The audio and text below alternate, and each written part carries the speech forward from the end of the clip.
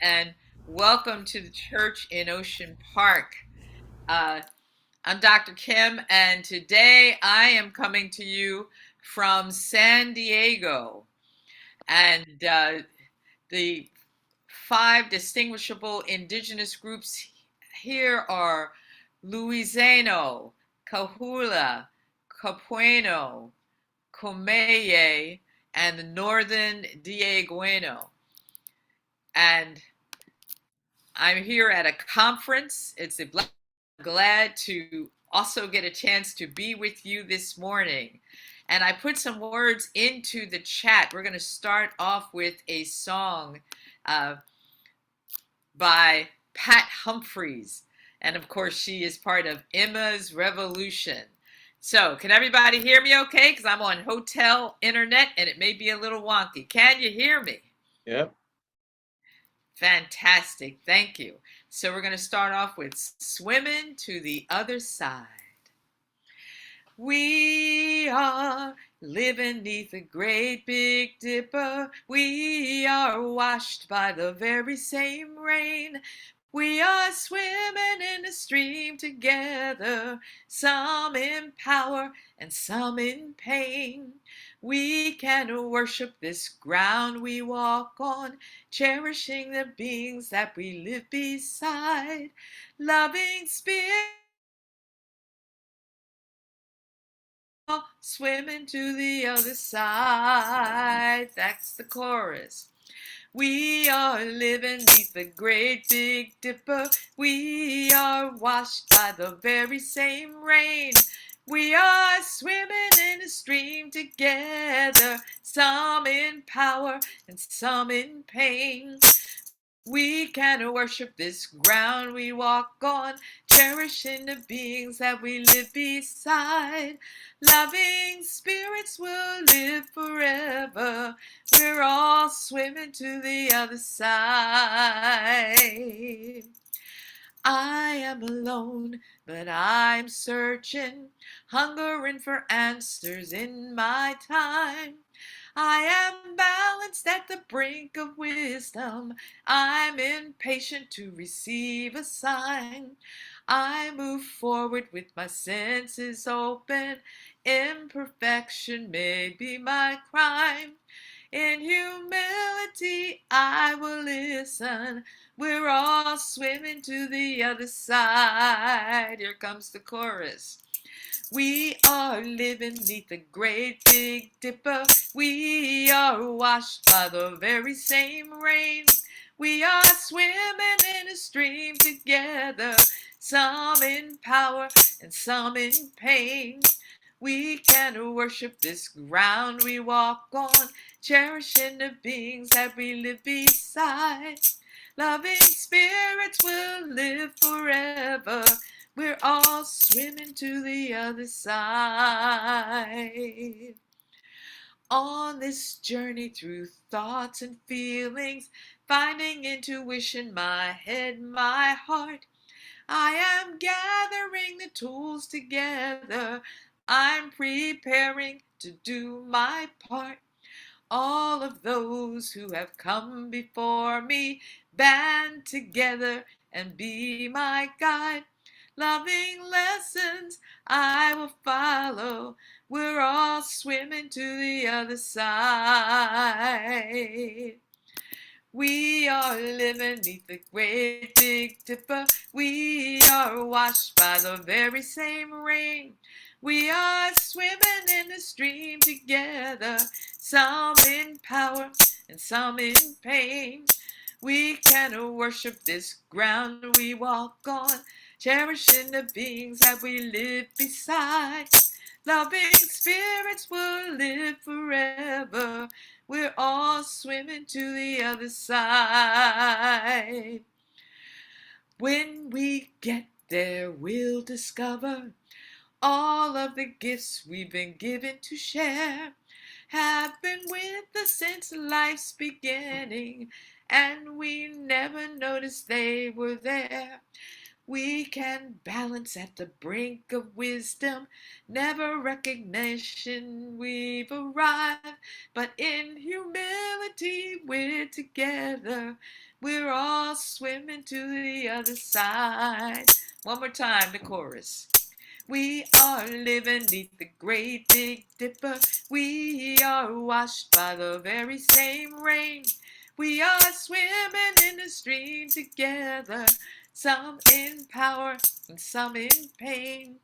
We can worship this ground we walk on, cherishing the beings we live beside.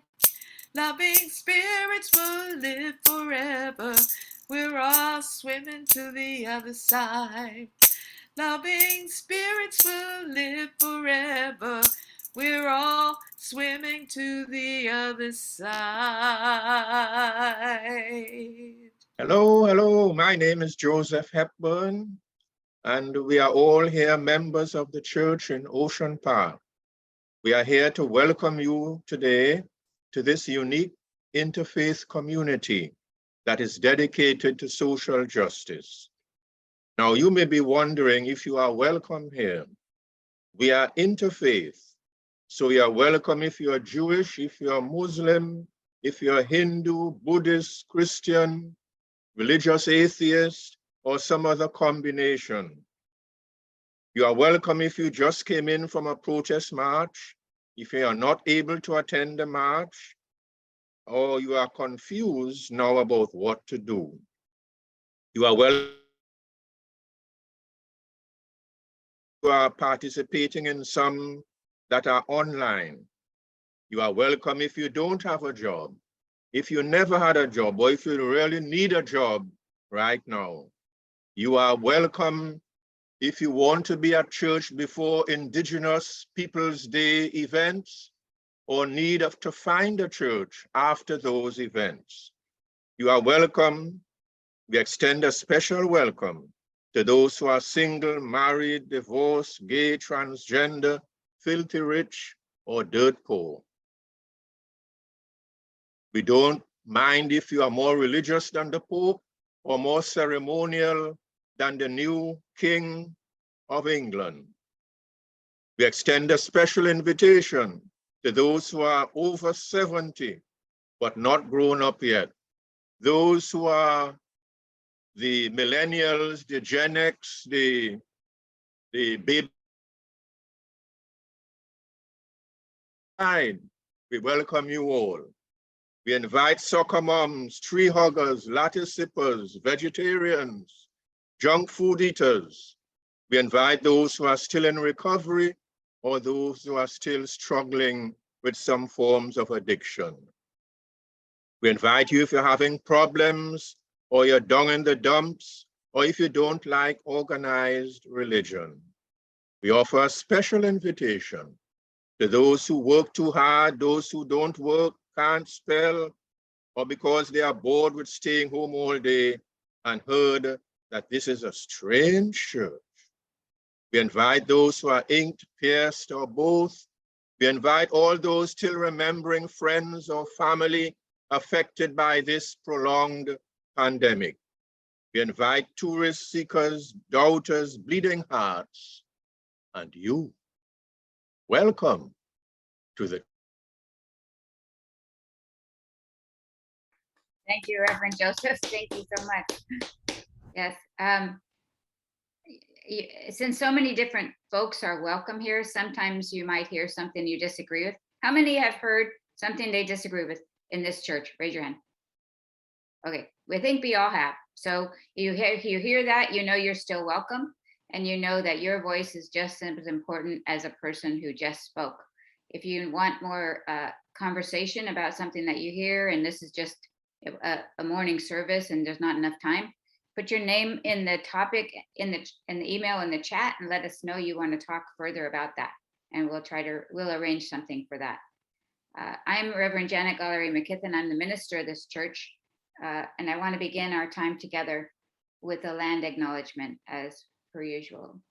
We, the people of the church in Ocean Park, recognize that our building in Santa Monica sits on stolen land. Honor the Keech, the Tongva, and the Chumash peoples. We are grateful. We acknowledge the harms of genocide, enslavement, forced assimilation, gender violence, destruction of sacred sites, and the burial of historic truths about Indigenous suffering at the hands of US colonial settlerism. We apologize for the harm by pledging ourselves to be part of a culture of repair.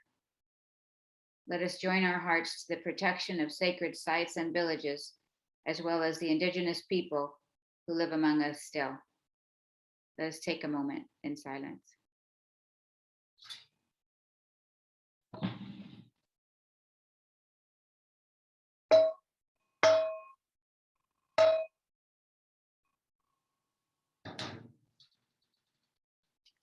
Welcome to the church in Ocean Park. Thank you, Janet. I feel very welcome. Hi, everybody. My name is Louise. I'm the music minister here. And I am here at this moment to help us gather our thoughts and emotions and get present in this moment. This is the only moment we really have.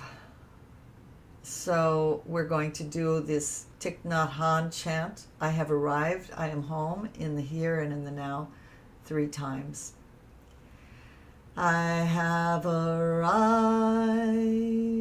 I am home, in the here and in the now. I have arrived, I am home, in the here and in the now. I have arrived, I am home, in the here and in the now. Now it's time for me to do another song. I really have the feeling of doing 2 songs today, short chants, and I'm putting the lyrics where you can see them. And the first one is based on a Diné prayer. That's Navajo, but Diné is the name of the people, Diné people. And then I want to do Wende Yaho, Cherokee Morning Song, which is the singing from Walea, which includes Rita Coolidge and her sisters. So I just want to do both.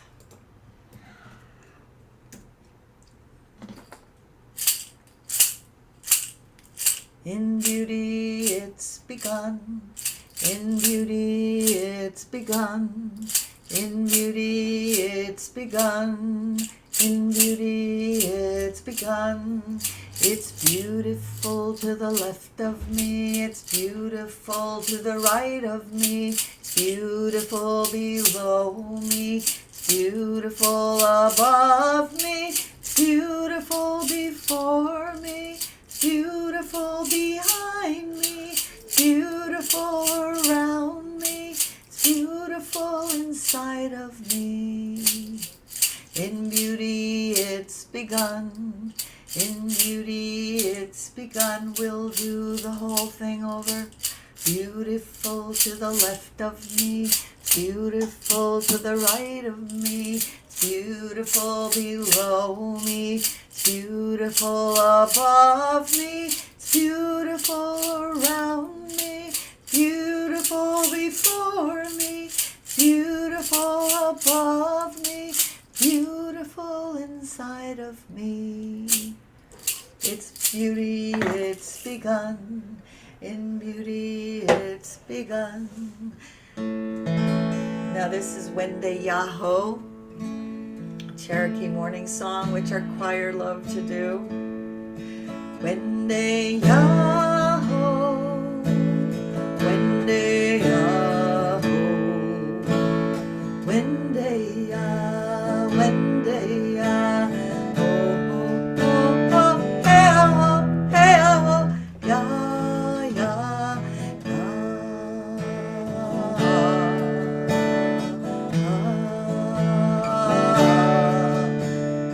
Wende Yaho,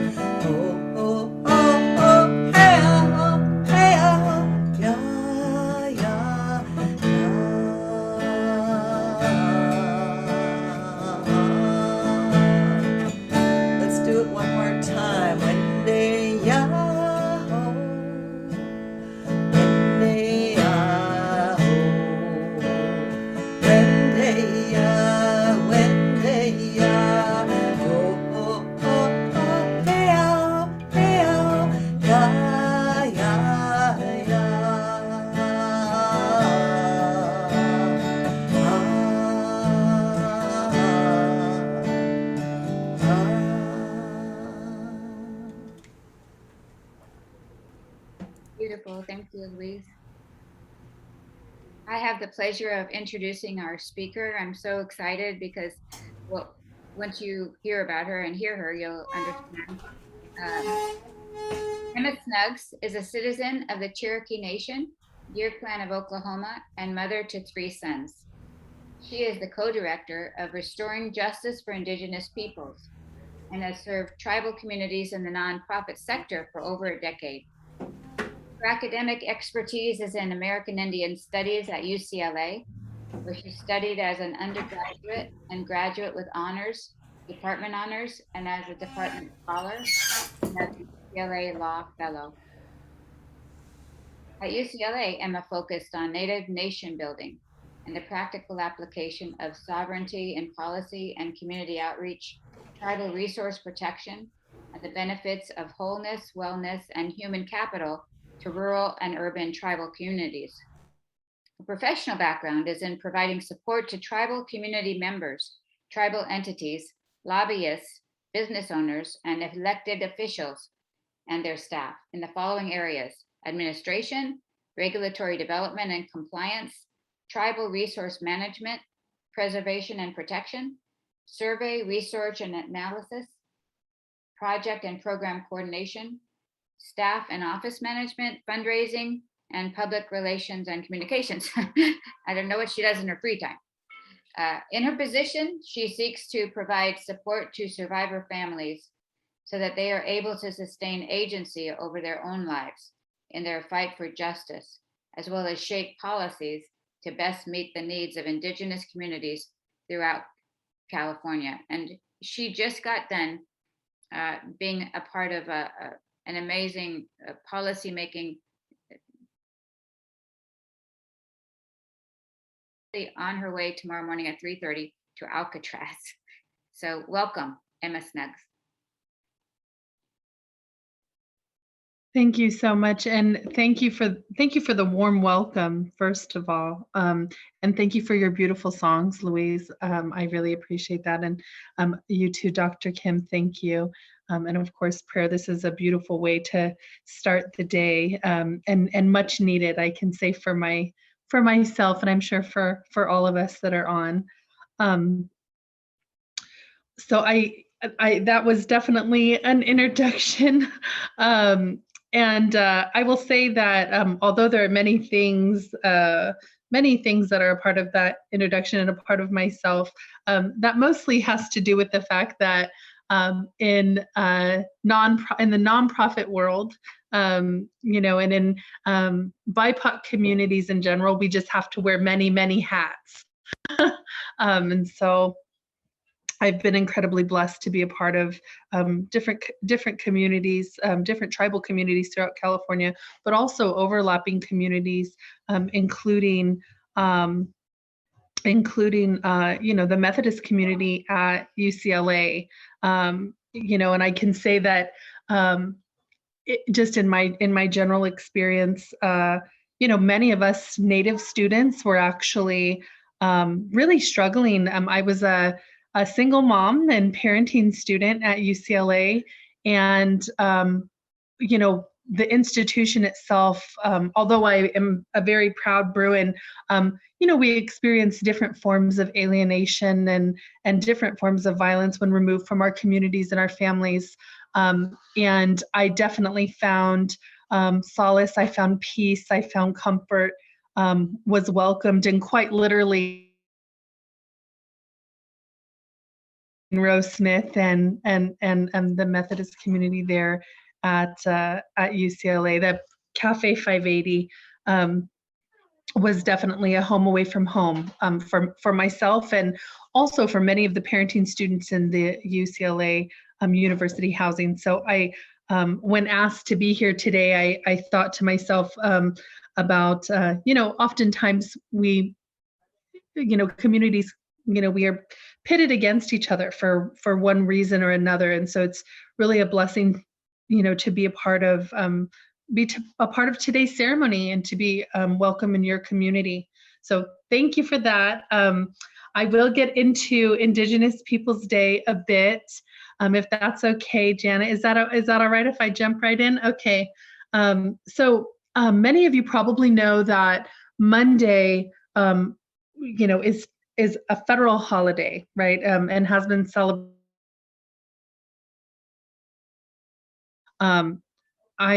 I'm guessing that many of you have also heard and know that there's some controversy around the holiday itself, being called Columbus Day as opposed to Indigenous Peoples Day. And so I'll give just a little bit of background. And we all know the nursery rhyme, Columbus sailed the ocean blue in 1492. I think we've all, many of us grew up learning and saying that. And that part is true. So that part is true. What is not true is that he did not discover the United States or North America as we know it. In fact, he never set foot in North America, and instead had 4 trips that started in 1492 and ended up landing in essentially the Bahamas. And in 1792, folks in various communities on the East Coast decided that they wanted to celebrate Christopher Columbus and sort of this idea of what it meant to be like an American immigrant at that time. And I should say specifically, a European American immigrant. And later on, Franklin Delano Roosevelt, or FDR, decided to make it an official, make Columbus Day an official federal holiday, and that was in 1937. And so from there began this narrative of discovery, and we've all, heard of this, this narrative, and we've all experienced this narrative in different ways. But of course, that didn't sit well with the Indigenous people who, as you heard in my introduction, I'm a citizen of the Cherokee Nation. I'm also obviously a person of mixed racial background. So I do, I certainly, take responsibility for being a white passing person. With that said, I am still a citizen of the Cherokee Nation and from, a matrilineal tribe with a clan and deep roots here. So it's just as much a complicated issue, topic for me as I think it is for anyone really. But in the 1970s, tribal communities became much more outspoken about this narrative of white supremacy and discovery, and what that meant. And really the reason for that is, because it's essentially perceived by tribal communities, erasing and replacing Indigenous communities, Indigenous narratives, Indigenous ways of being, and what has happened here in, what's now the United States is not unique to the United States. And Indigenous people throughout the world have suffered, suffered colonialism, and particularly by European powers, and still do. And I think that's an important piece, is that the suffering and the violence towards Native people and also land is ongoing. And so while Native people and Native communities began to push back in the 1970s in much more public ways, because the civil rights movement gave folks a platform that perhaps they'd never had before. The idea of discovery never sat well with anyone, right? Folks who'd been here since time immemorial, whose family stories placed them here for all of time, quite literally all of time, we're obviously pushing back. So, that is sort of the background on Indigenous Peoples Day. But we have had some really positive movement in recent years. And I think Santa Monica also spoke out on Indigenous Peoples Day, because there have been dozens of cities throughout the United States that have decided to reimagine and rename Columbus Day as Indigenous Peoples Day.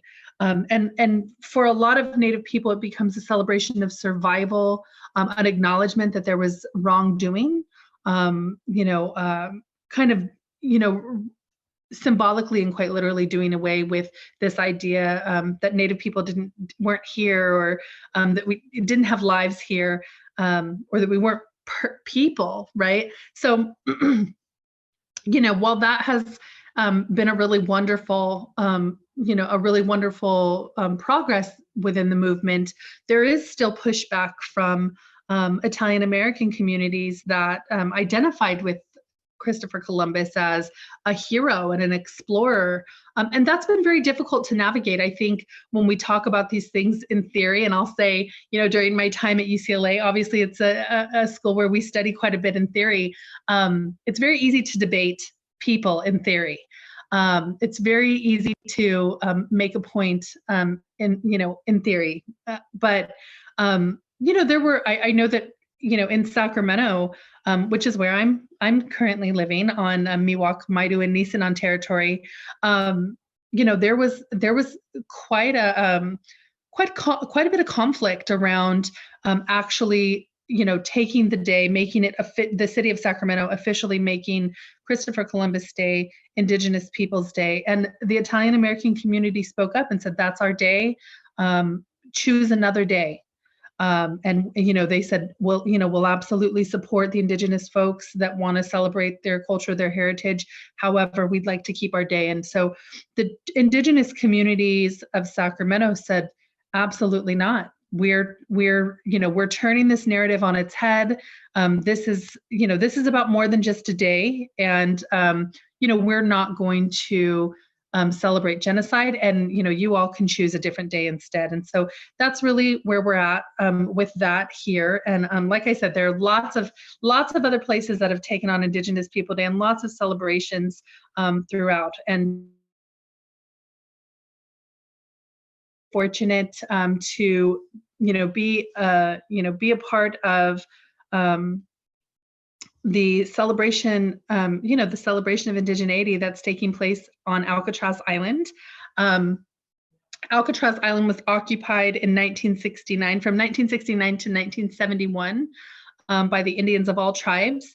So this was very much a part of the civil rights era movement and the American Indian movement in the Bay Area. And folks were very much intent on having community in that space. What was once a prison island, and a symbol of the carceral justice system, and even having jailed Native people during its time, during the time that it was open as an actual prison. It really meant something to community members who built a community, built a tribal community on Alcatraz Island. And eventually they were, forced to come away from the island, but the celebration of the occupation has continued. And tomorrow we'll be waking up at very early in the morning to be at the pier at 3:30, taking ferries over to the island. There should be about 4,500 people. We're completely, it's completely sold out. The International Indian Treaty Council actually puts on, hosts the event, and works with different community partners to see different components of the event through, but they really are the ones that carry the burden, the labor of allowing the community to celebrate and have ceremony in this way. And so it's a really beautiful experience. It's open to and the tickets are, I think, $11 a piece, and you only pay for the ferry ride. You don't pay for the ceremony, of course. But folks are on like the top flat part of that cliff, and there are traditional dancers and singers and powwow dancers and presenters and speakers and prayer, and the sun rises, and it's really just a I don't even know if I have the words, but inspiring and beautiful moment of solidarity amongst Indigenous people and allies. and allies. So, and then from there, folks will leave, take a ferry back to the pier, and then there's another celebration at Yerba Buena Gardens from 11 to 3. So tomorrow is a very big day, and I was actually supposed to be on the island helping clean up and prep this morning, but I wanted to be here with you and share for having me, and I think I'll turn it back over. Well, thank you, Emma. That was really a good talk. Really appreciate it. Now I have a song I want to share with you by the singing of Sharon Birch, who is a Navajo woman, which really the name of the Navajo people is Diné. And in this song, it mentions corn pollen. Now, corn pollen is a fundamental aspect of Diné traditional culture. It comes from the tassels of a mature corn plant and can only be collected by a female. So I have put that in the chat as well as the lyrics, so you can find out more about it. But I love this song. Sharon Birch is a beautiful singer. She has about 3 albums, which I love.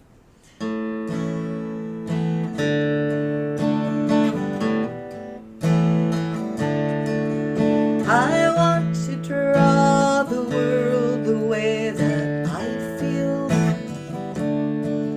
with corn pollen sprinkles and the colors of my heart.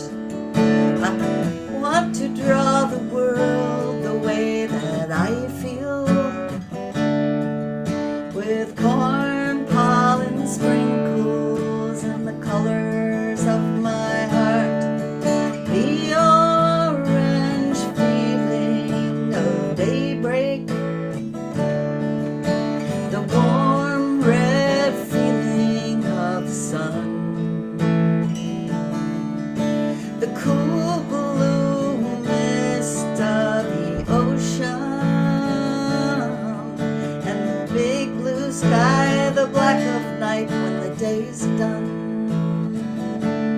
Yes, I want to draw the world the way that I feel, with corn pollen sprinkles and the colors of my heart.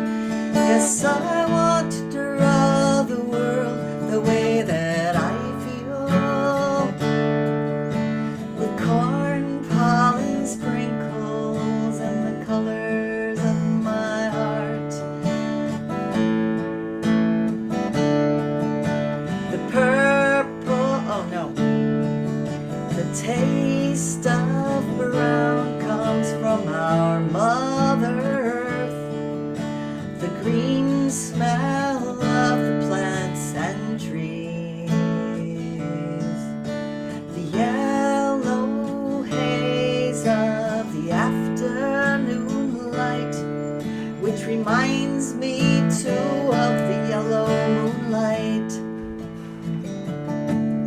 Yes, I want to draw the world the way that I feel, with corn pollen sprinkles and the colors of my heart. Yes, I want to draw the world the way that I feel, with corn pollen sprinkles and the colors of my heart. The purple touch of the stormy rain showers and the pure white air that I breathe and live by. Yes, I want to draw the world the way that I feel, with corn pollen sprinkles and the colors of my heart. Yes, I want to draw the world the way that I feel, corn pollen sprinkles and the colors of my heart, colors of my heart, colors of my heart. Beautiful. Thank you, Louise. And now is the time we have for community sharing. This is a time when you can make a statement, a brief statement, or ask a question. And the way that we do that is we go down to reactions and raise your hand the Zoom way, or you can go like this and I can look for you. So let's go with Craig Ali. Thank you. Thank you very much. I had learned since, the sharing of Indigenous Peoples Day that Columbus, when he sailed, didn't believe he was in America. He thought he was in India. So as a result, he called the people Indians.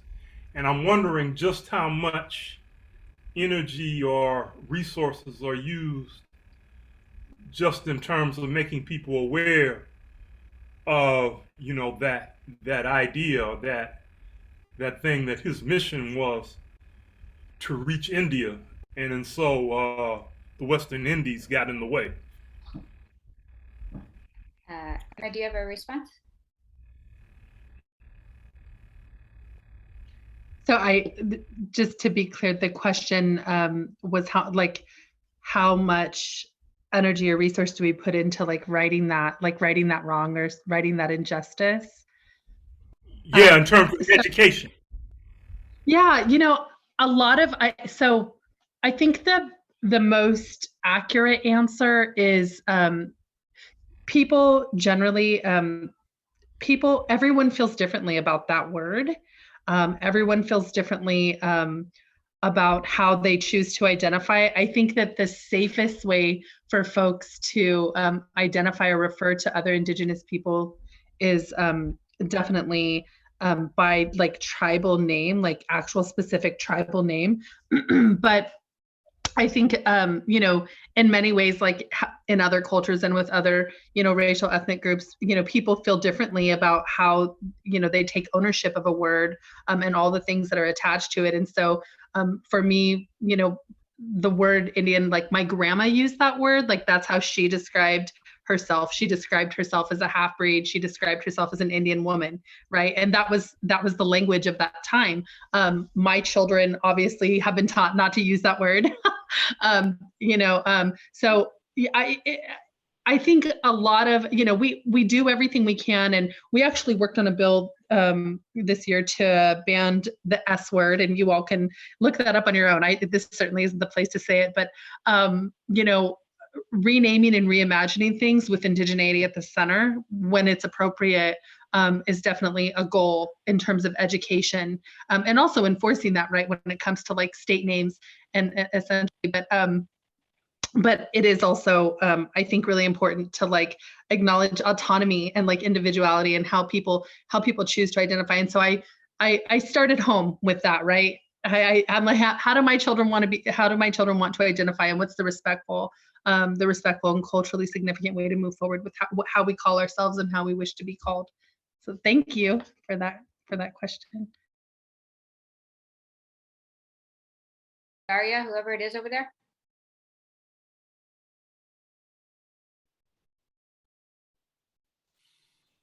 There you go. All right, that would be me. This is what you guys get when I can start to talk again. And the three of us have been embroiled in a lovely conversation, and I'll try to be quick. First, Craig and Jean Rose Smith grew up less than a mile away from each other. So we adore her, and we're so glad to hear the connection.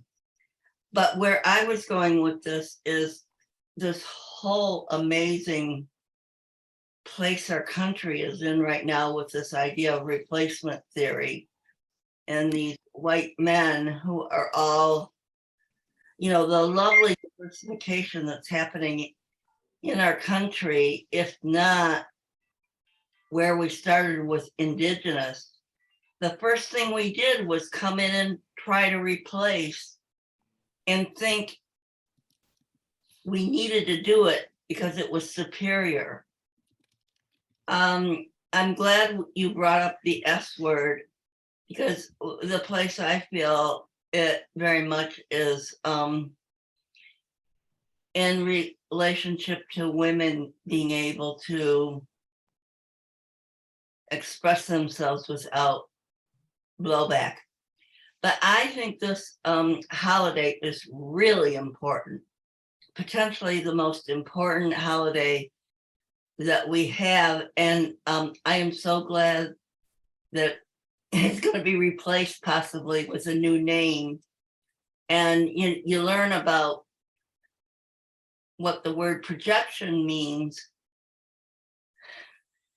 We're talking about being worried about being replaced, when in fact, what we did was come in and try to replace. So I love some comments, but that's where my mind goes.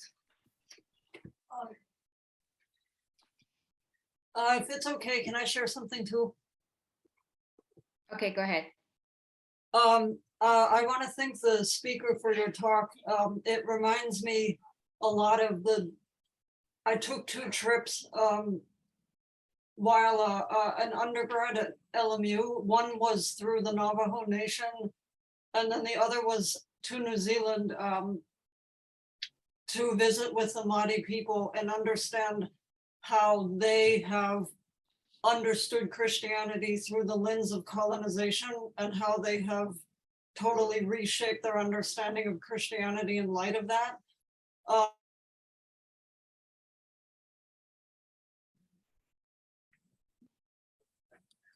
Thanks, Daria. Okay, Bob? Well, it's really great having you with us, Emma. And mainly, I have sort of a brief suggestion to the Italian American community.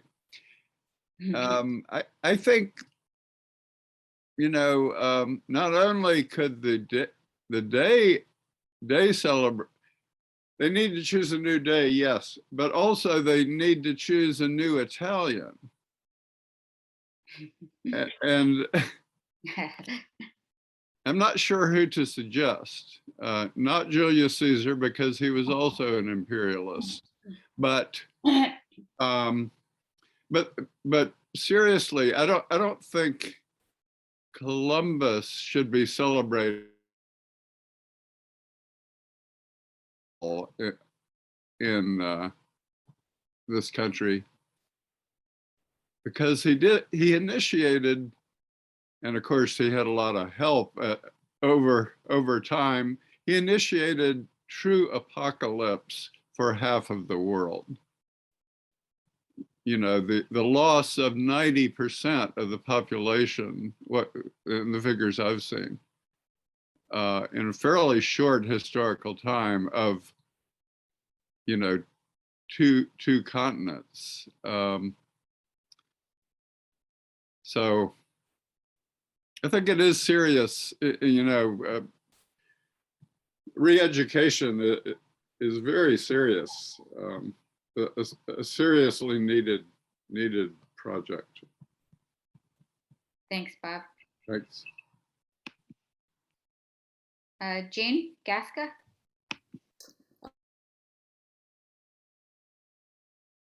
I'm sorry to be so ignorant, but I am really not aware of how Native people are distributed in this country. I know that there were reservations for a long time, and I think there are still some. And I think that some Native people live dispersed in communities, and then they gather. I know recently Gloria, who used to be is still part of this church, but doesn't always come, was at a tribal ceremonial event down at the aquarium in Long Beach, and so I know that there are gatherings, but how many Native people are gathered in communities with each other, close to each other, and just what can you tell me? Okay, so I can't give you an exact number as to how many Native people we tend to make up for about 0.8% of the population, 0.8 to 1% of the population. Interestingly enough, because of forced removal and relocation and termination era policies, many tribal people who are not from California, who are not indigenous to California, were moved west. And that was particularly for my tribe, like the, Grapes of Wrath era, Dust Bowl era. A lot of people were starving and were only given the option to move out this way. And that's after forced removal and relocation to Oklahoma. So in addition to California having the largest number of tribes anywhere in the United States, and we're talking completely different, distinct tribes with their own languages and their own villages, their own cultures, but also everyone else came this way as well. So the world, and Los Angeles in particular has the highest population of Native people in the United States. So you would definitely look at during like World War II era, like manufacturing, right? So you would look at Los Angeles and San Francisco, right? San Jose. So it's I always say, like, we walk among you, right? But but yeah, there are, and LA in particular is known for like a lot of Native people who do actors and singers and academics and writers. So this is it's pretty, and of course in Sacramento we do politics. So but yeah, so lots of representation in California, but there still are reservations, all throughout the United States. And, one thing that I think is really important to note is that 75% of Native people don't live on reservations. So in my tribe alone, we have over 320,000 tribal members, and our home base is in Oklahoma, right? That's where our jurisdictional territory is. But we have more than 30,000 enrolled Cherokee citizens in California. And so that has a lot to do with removal and relocation. So that was the longer version that I hoped it'd be. So I hope that answered your question. Thank you. Yes. Thanks. Thank you so much. That was informative. Chuck. Yes, I have a deeply felt personal connection to the idea of the Cherokee. My mother was born in what official place of birth is Cherokee, North Carolina. I've talked about this before, so some of you are going to get to hear it again.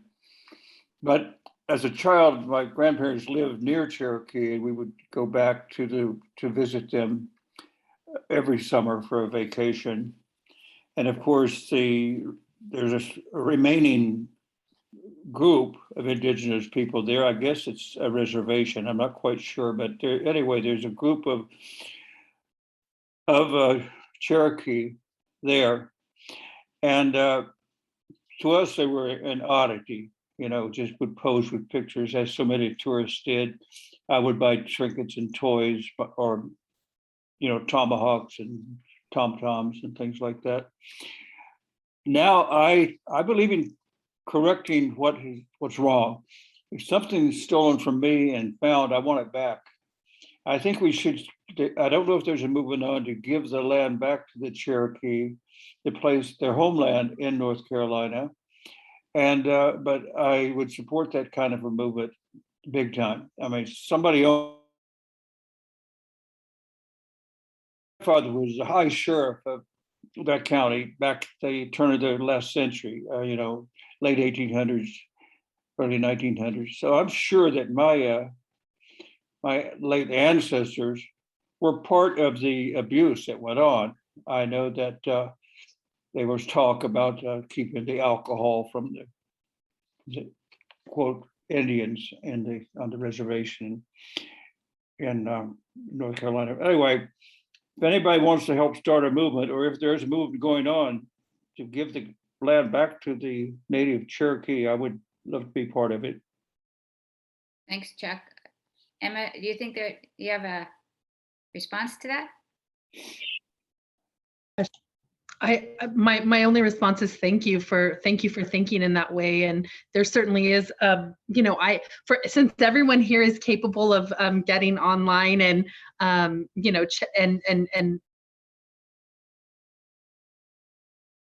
I would look up hashtag land back and see all of the amazing things that people are doing all throughout the world, really, in that way. So yeah, there certainly is a movement. It looks different for everyone. But I really appreciate the allyship. I really do. And thank you for your words.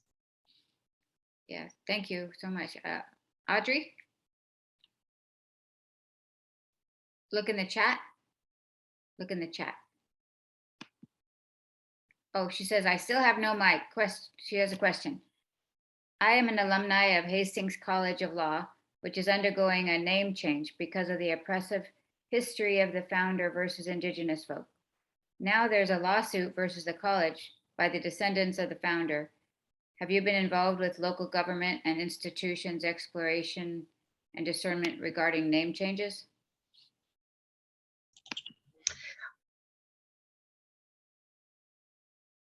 College during a conversation where the Yuki spoke up, on their behalf to share how they felt. Hastings was known as an Indian killer and even offered money in exchange for scalps. And so again, these men such as Hastings and Columbus and John Sutter are not people that we would celebrate today in this day and age, right? They're not people that we would look to. We would look to them as murderers, right? If they were to commit those same acts in this day. And so the descendants of the people who experienced that violence are real and are present and have lived in those spaces since time immemorial. And so in terms of my opinion on Hastings, stated that they felt very strongly about Hastings no longer being referred to as like Hastings Law School because they worked very hard to be able to have that name like on their resume, and they wanted to be associated with that school. But change has to happen at some point, right? And what a beautiful thing it is for those of us who can get involved in these change of the name movements to be associated with progressive change and justice, right? So those are things I think everyone has a different opinion on what that looks like. But yes, I've been involved to some degree, although it's I think it's really important to note that in those spaces, the local tribes and those who have been directly affected, directly impacted, be the leaders, and the rest of us follow suit and support. So that's where I'm at with that. But I was present for an information session with the Healing and Justice. So tribal liaison, tribal point person. So very interesting work and justice in the making, I think. Thank you. Thank you very much.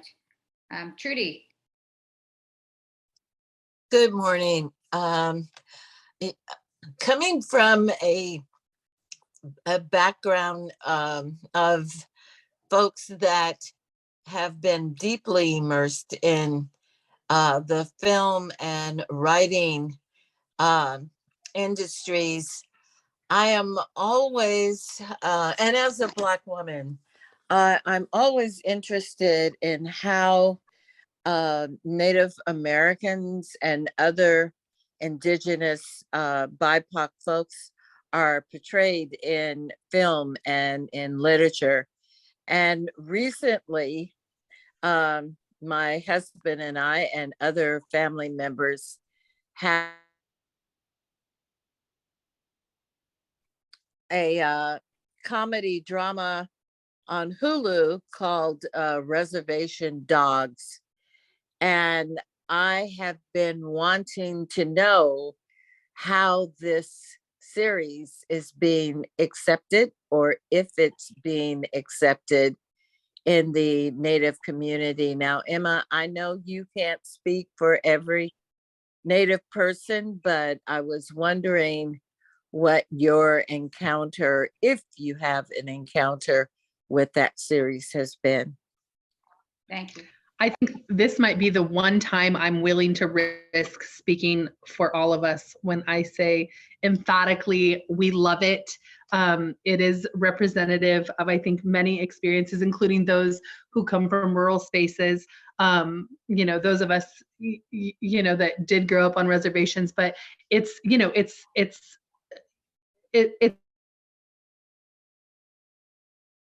kind of encompasses a lot of what many communities have experienced, right? And humor. I think when people think about Native people and they hear us, like oftentimes we are shaking our fist and talking about the injustices that we've experienced. But what people, what I would love for people to know about us in general is that we are hilarious. That is our, I can say that. That's another generalization. I'm going to say it. We're hilarious. And I think humor is one of our greatest coping mechanisms. And I think that Res Dogs really captures that. And I would recommend Res Dogs to anyone if you want a peek into like Native culture and like Native pop culture even, right? So thank you for bringing that up. That is so funny you say that, because when I was in the Philippines with the Native people there, they are the most funny people I have ever met in my entire life. The natives there. Yeah.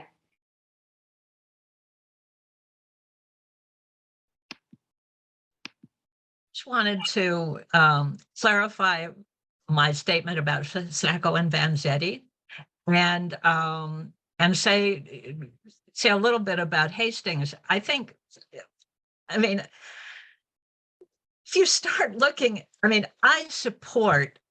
This is not meant to oppose a movement to rename Hastings, because I think that it's important to raise people's consciousness about about genocide, and about the way that American culture celebrates racist genocidal murderers from top to bottom. But I teach about Amherst, who during Pontiac's war suggested that pox-infected blankets could be used to good effect, and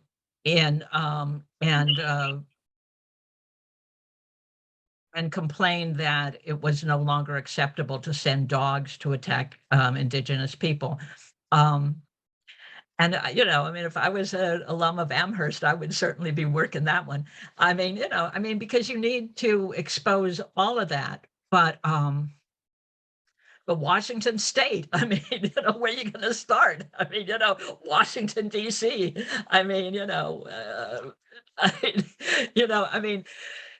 You could start anywhere, but how far are you going to go is actually the thing. And people know me that I'm willing to go pretty far.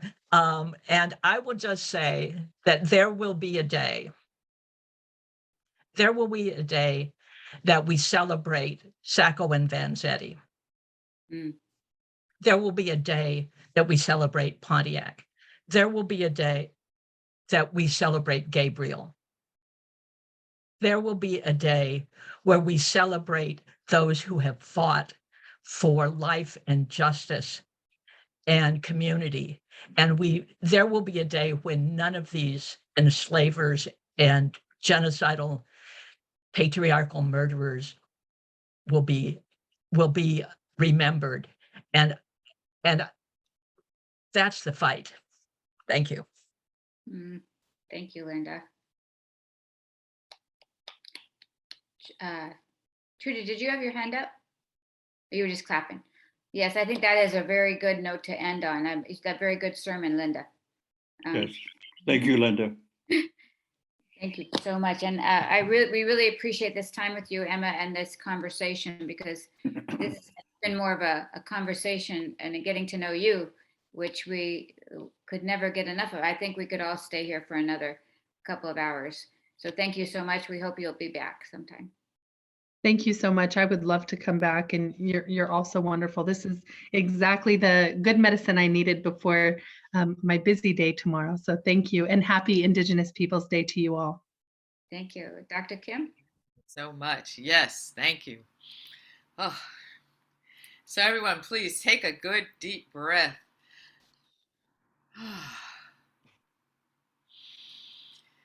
Yes, and a good stretch.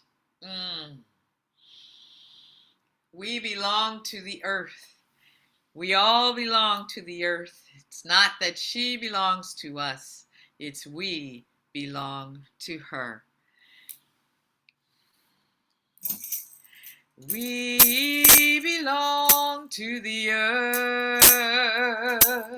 We all belong to the earth. It's not that she belongs to us. It's we belong to her. It's we belong to her. Sing that again. We belong to the earth. We all belong to the earth. It's not that she belongs to us. It's we belong to her. It's we belong to her. A strand in a web are we. A strand in a web, I believe. To own it we cannot dare to dream. It's a web that we didn't weave. It's a web that we didn't weave. We belong to the earth. We belong to the earth. We all belong to the earth. It's not that she belongs to us. It's we belong to her. It's we belong to her. In sun and in wind and in rain is a seed of what will be. It awakens the power that grows down below, and it courses through you and through me. It courses through you and through me. We belong to the earth. We belong to the earth. Yes, my body belongs to the earth for sure today. It's not that she belongs to us.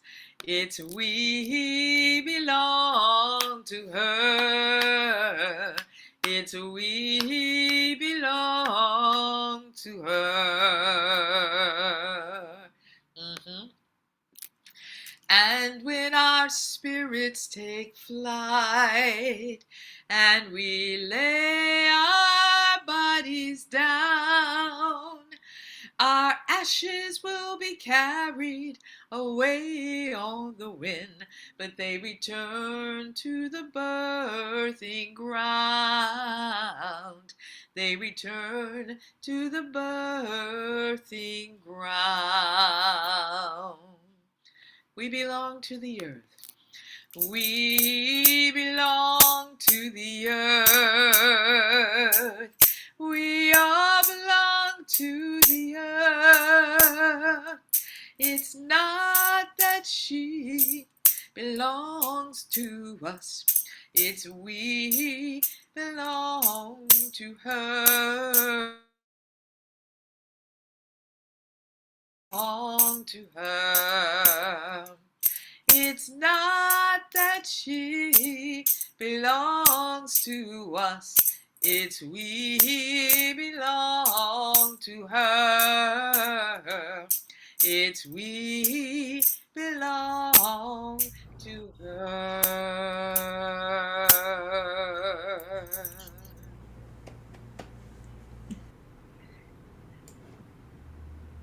So are we all set to sing? I have Sherlyn, Amanda, and Jeremy. Did I miss anyone? Okay, let's start. Happy birthday to you. Happy birthday to you. Happy birthday, dear Sherlyn. Happy birthday, dear Amanda. Happy birthday, dear Jeremy. Happy birthday to you. These are times I wish we were in person. I know. That's wrong. I know. Yeah. That's what we needed to be in person for. Yeah. Thank you so much. The music has been amazing today, as well as the speaker and the conversation. I appreciate y'all so much. So unmute, and we're going to say together, carry on. This is our benediction, because we want one another to carry on. We walk with each other to carry on. We really care about one another carrying on. And we know you're going to carry on. Yeah. So grab hands around a circle, a big circle around all the way to San Diego and to Alcatraz Island, Yep. wherever else we are. And say together, carry on. 1, 2, 3. Carry Carry on. on. Carry on. Carry on.